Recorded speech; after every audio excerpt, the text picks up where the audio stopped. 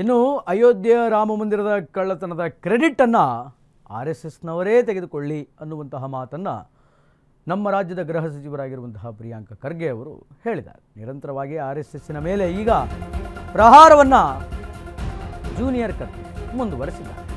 RSSನವರೇ ರಾಮ ಮಂದಿರದ ಕಳ್ಳತನದ ಕ್ರೆಡಿಟನ್ನು ನೀವೇ ತೆಗೆದುಕೊಳ್ಳಿ. RSSಗೆ ಗೃಹ ಸಚಿವ ಪ್ರಿಯಾಂಕ್ ಖರ್ಗೆ ಸವಾಲನ್ನು ಹಾಕಿದ್ದಾರೆ. ರಾಮ ಮಂದಿರದ ಸುಪ್ರೀಂ ಆದೇಶಕ್ಕೆ ಕ್ರೆಡಿಟ್ ತಗೊಂಡ್ರಿ, ಶಂಕುಸ್ಥಾಪನೆಗೂ ಕ್ರೆಡಿಟ್ ತಗೊಂಡು ಪ್ರಾಣ ಪ್ರತಿಷ್ಠಾಪನೆಗೂ ಕ್ರೆಡಿಟನ್ನು ನೀವೇ ತಗೊಂಡ್ರಿ. RSS ನೀವು ಧ್ವಜಾರೋಹಣಕ್ಕೆ ಕ್ರೆಡಿಟ್ ತಗೊಂಡಿದ್ದೀರಿ, ಕಳ್ಳತನಕ್ಕೂ ಕೂಡ ಕ್ರೆಡಿಟ್ ತಗೊಳ್ರಿ ಅಂತ RSSಗೆ ಪ್ರಿಯಾಂಕ್ ಖರ್ಗೆ ಸವಾಲನ್ನು ಹಾಕ್ತಾ ಇದ್ದಾರೆ. ರಾಮ ಮಂದಿರದಲ್ಲಿ ಇದ್ದದ್ದು ಚಂಪಕ್ ರಾಯ್ ಆ್ಯಂಡ್ ಕಂಪನಿ. ಎಲ್ಲರೂ ವಿಶ್ವ ಹಿಂದೂ ಪರಿಷತ್ನವರೇ ಅಲ್ವಾ? ವಿಶ್ವ ಹಿಂದೂ ಪರಿಷತ್ತು ಹುಟ್ಟು ಹಾಕಿದ್ದೇ ಇವರುಗಳಲ್ವಾ?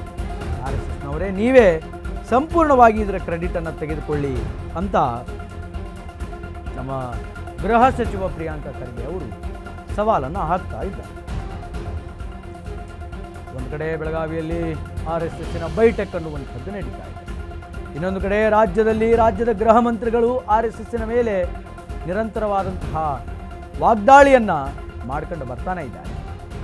ಹಾಗಾದರೆ RSSನ ಮೇಲೆ ಪ್ರಿಯಾಂಕ ಖರ್ಗೆ ಹೇಳಿರುವಂತಹ ವಿಚಾರ ಏನು ಅಂತಂದರೆ, ರಾಮ ಮಂದಿರದಲ್ಲಿ ನಡೆದಂತಹ ಈ ಕಳ್ಳತನದ ಆರೋಪವನ್ನು ನೀವೇ ಹೊತ್ಕೊಳ್ಳಿ, ಕ್ರೆಡಿಟನ್ನು ನೀವೇ ತೆಗೆದುಕೊಳ್ಳಿ.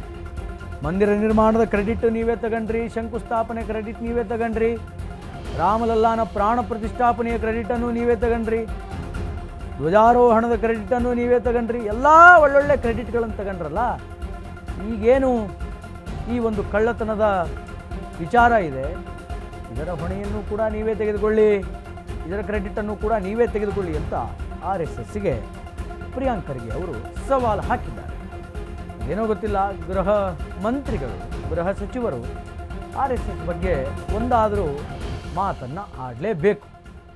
ಒಂದು ವೇಳೆ ಹಂಗೆ ಆಡಲಿಲ್ಲ ಅಂತಂದರೆ ಅವರಿಗೆ ಅದೇನೋ ಒಂಥರ ಆ ದಿನದಲ್ಲಿ ಅಸಮಾಧಾನ ಉಂಟಾಗುತ್ತೆ. ಅದಕ್ಕೆ ಸಂಬಂಧಪಟ್ಟಂತೆ ಗೃಹ ಮಂತ್ರಿ ಪ್ರಿಯಾಂಕ್ ಖರ್ಗೆ ಅವರು ಏನು ಹೇಳಿದ್ದಾರೆ ಅನ್ನುವಂಥದ್ದನ್ನು ಕೇಳ್ಕೊಂಬರೋಣ. Byte please. RSS ಅವ್ರು ಏನೇನು ಮಾಡ್ತಾರೆ ಮಾಡ್ಕೊಳ್ಳಿ, ಅದಕ್ಕೇನು ತೊಂದರೆ ಇಲ್ಲ. ನಾವೇನು ಹೇಳ್ತಾ ಇರೋದು, ಟ್ರಾನ್ಸ್ಪರೆನ್ಸಿ ತಗೊಂಡು ಬನ್ನಿ. ನೀವು ಎಲ್ಲದಕ್ಕೂ ಕ್ರೆಡಿಟ್ ತಗೊಂಡ್ರಲ್ಲ, ಸುಪ್ರೀಂ ಕೋರ್ಟ್ ಆದೇಶಕ್ಕೆ ಕ್ರೆಡಿಟ್ ತಗೊಂಡ್ರಿ, ಶಂಕುಸ್ಥಾಪನೆ ಕ್ರೆಡಿಟ್ ತಗೊಂಡ್ರಿ, ಪ್ರಾಣ ಪ್ರತಿಷ್ಠಾಪನೆ ಕ್ರೆಡಿಟ್ ತಗೊಂಡ್ರಿ, ನೀವು ಧ್ವಜಾರೋಹಣಗೆ ಕ್ರೆಡಿಟ್ ತಗೊಂಡ್ರಿ, ಕಳ್ಳತನಕ್ಕೂ ಕ್ರೆಡಿಟ್ ತಗೊಳ್ಳಿ. ನಿಮ್ಮವರೇ ಅಲ್ವಾ ಇದ್ದಿದ್ದಲ್ಲಿ. ನಿಮ್ಮ ಚಂಪಕ್ ರಾಯ್ ಅಂಡ್ ಕಂಪನಿ ಎಲ್ಲರೂ VHP ದವರಲ್ವಾ, ಅಧಿಕೃತ ಆಫೀಸ್ ಬೇರರ್ಸ್ ಅವರು, ಪದಾಧಿಕಾರಿಗಳವರು. VHP ಹುಟ್ಟಾಕಿದ್ ಯಾರು? ಗೋವಲ್ಕರ್ ಅವರು ಯಾರು? ನಿಮ್ ಲೀಡ್ರೇ ಅಲ್ವಾ? RSS ಲೀಡ್ರೇ ಅಲ್ವಾ? Take credit for this also.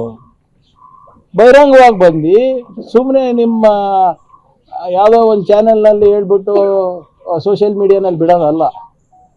ಏನಾಗಿದೆ, ಹೇಗಾಗಿದೆ, ನಿಮಗೆ ಎಷ್ಟು ಪಾಲ್ ಬಂದಿದೆ, ಬೇರೆಯವ್ರಿಗೆ ಎಷ್ಟು ಕೊಟ್ಟಿದ್ದೀರಾ, ಭಕ್ತಾದಿಗಳಿಗೇನು ನೋವಾಗಿದೆ, ಅದನ್ನು ಹೇಗೆ ನಿವಾರಣೆ ಮಾಡ್ತೀರಾ ಹೇಳಬೇಕಲ್ಲ. ಎಲ್ಲದಕ್ಕೂ ಕ್ರೆಡಿಟ್ ತಗೊಂಡವರು ಕಳ್ತನ ಆದಾಗ ಯಾಕೆ ಸುಮ್ಮನಿದ್ದೀರಾ? ಅವರು ಏನಾದರೂ ಮಾಡ್ಕೊಳ್ಳಿ resolution, that is none of my business. ಅವ್ರು ಖಾಸಗಿಯಾಗಿ ಮಾಡ್ಕೊತಾ ಇದ್ದಾರೆ, ನನ್ ಆಫ್ ಮೈ ಬಿಸ್ನೆಸ್. ಆದರೆ ಪಬ್ಲಿಕ್ಲಿ ಅಕ್ನಾಲೇಜ್ಡ್ ನಿಮ್ಮಿಂದ ಆಗಿರೋದು ಅಂತ ನೀವು ಹೇಳಿದ್ರಲ್ಲ, ಇದ್ರ ಬಗ್ಗೆ ಸ್ಪಷ್ಟೀಕರಣ ಕೊಡಿ. ಯಾರ್ಯಾರು ಎಷ್ಟು ತಿಂದಿದ್ದೀರಾ ಅಂತ. ಏನು ಗ್ಯಾರಂಟಿ ಸರ್ ಇವ್ರಿಗೆ ಡೊನೇಷನ್ ಹೋಗಿಲ್ಲ ಅಂತ? ರಿಜಿಸ್ಟರೇ ಇಲ್ಲ ಅಲ್ಲ ಇವರು. ರಿಜಿಸ್ಟ್ರೇಷನ್ ಇಲ್ಲ ಅಂದಾಗ ಎಷ್ಟು ಕ್ಯಾಶ್ ತಗೊಂಡಿದ್ದಾರೆ ದಕ್ಷಿಣ ಹೆಸರಲ್ಲಿ?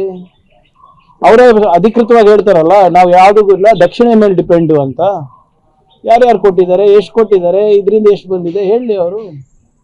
RSS ಅವ್ರು ಏನೇನು ಮಾಡ್ತಾರೆ ಮಾಡ್ಕೊಳ್ಳಿ, ಅದಕ್ಕೇನು ತೊಂದರೆ ಇಲ್ಲ.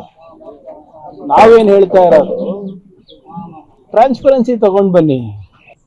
ನೀವು ಎಲ್ಲದಕ್ಕೂ ಕ್ರೆಡಿಟ್ ತಗೊಂಡ್ರಲ್ಲ, ಸುಪ್ರೀಂ ಕೋರ್ಟ್ ಆದೇಶಕ್ಕೆ ಕ್ರೆಡಿಟ್ ತಗೊಂಡ್ರಿ, ಶಂಕುಸ್ಥಾಪನೆ ಕ್ರೆಡಿಟ್ ತಗೊಂಡ್ರಿ, ಪ್ರಾಣ ಪ್ರತಿಷ್ಠಾಪನೆ ಕ್ರೆಡಿಟ್ ತಗೊಂಡ್ರಿ, ನೀವು ಧ್ವಜಾರೋಹಣಗೆ ಕ್ರೆಡಿಟ್ ತಗೊಂಡ್ರಿ, ಕಳ್ಳತನಕ್ಕೂ ಕ್ರೆಡಿಟ್ ತಗೊಳ್ಳಿ. ನಿಮ್ಮವರೇ ಅಲ್ವಾ ಇದ್ದಿದ್ದಲ್ಲಿ. ನಿಮ್ಮ ಚಂಪಕ್ ರಾಯ್ ಅಂಡ್ ಕಂಪನಿ ಎಲ್ಲರೂ VHP ದವರಲ್ವಾ, ಅಧಿಕೃತ ಆಫೀಸ್ ಬೇರರ್ಸ್ ಅವರು, ಪದಾಧಿಕಾರಿಗಳವರು. VHP ಹುಟ್ಟಾಕಿದ್ ಯಾರು? ಗೋವಲ್ಕರ್ ಅವರು. ಗೋವಲ್ಕರ್ ಅವ್ರು ಯಾರು? ನಿಮ್ಮ ಲೀಡ್ರೇ ಅಲ್ವಾ? RSS ಲೀಡ್ರೇ ಅಲ್ವಾ? Take credit for this also. ಬಹಿರಂಗವಾಗಿ ಬಂದು ಸುಮ್ಮನೆ ನಿಮ್ಮ ಯಾವುದೋ ಒಂದು ಚಾನೆಲ್ನಲ್ಲಿ ಹೇಳ್ಬಿಟ್ಟು ಸೋಷಿಯಲ್ ಮೀಡಿಯಾನಲ್ಲಿ ಬಿಡೋದಲ್ಲ.